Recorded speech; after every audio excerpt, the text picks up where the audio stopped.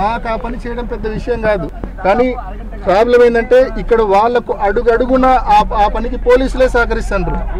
ఎక్కడన్నా ఇంకా కర్రలు తక్కువైతే పోలీసులు లాఠీలు సైతం ఇచ్చే పరిస్థితుల్లో పోలీసులు ఉన్నారు. అంత అధ్వానంగా the worst policing ever seen in the history of Andhra Pradesh, the worst policing ever seen in the history of Andhra Pradesh. Chandrababu Naidu గారు, you are a biggest failure. ఇంత అప్రజాస్వామికంగా నువ్వు ఎన్నికలు జరుపుతా ఉన్నావు. దీని బదులు ఎన్నికలు రద్దు చేసి కొత్త చట్టం ఫామ్ చేసుకుని అన్ని నువ్వు నామినేషన్ బేసిస్ లో చేసుకోవడం మంచిది. ఎటువంటి నోటీస్ లేదు, కారణం లేదు, పొద్దున్నే ఇంటి దగ్గరకు వచ్చి ఈడ్చుకొని పోతా ఉన్నారు. నో రీజన్స్, నో నోటీస్, పొద్దున్నే ఇంటి దగ్గరకు వచ్చి ఈడ్చుకొని పోతా ఉన్నారు.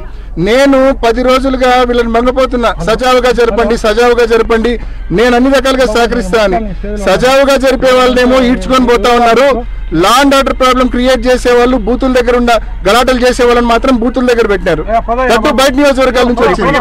ఈరోజు 15 బూతుల్లో కనీసం అంటే 2000 మంది బయట నియోజకవర్గాల నుంచి, ముఖ్యంగా జమ్మలమడుగు నుంచి, కమలాపురం నుంచి, పొద్దుటూరు నియోజకవర్గాల నుంచి తెలుగుదేశం పార్టీ నాయకులు వచ్చి ఇవాళ మా వాళ్ళ మీద దౌర్జన్యం చేస్తా ఉన్నారు. పోలీసులే దీనికి పూర్తి కారణం, పోలీసులే దీనికి ఫెసిలిటేట్ చేస్తా ఉన్నారు.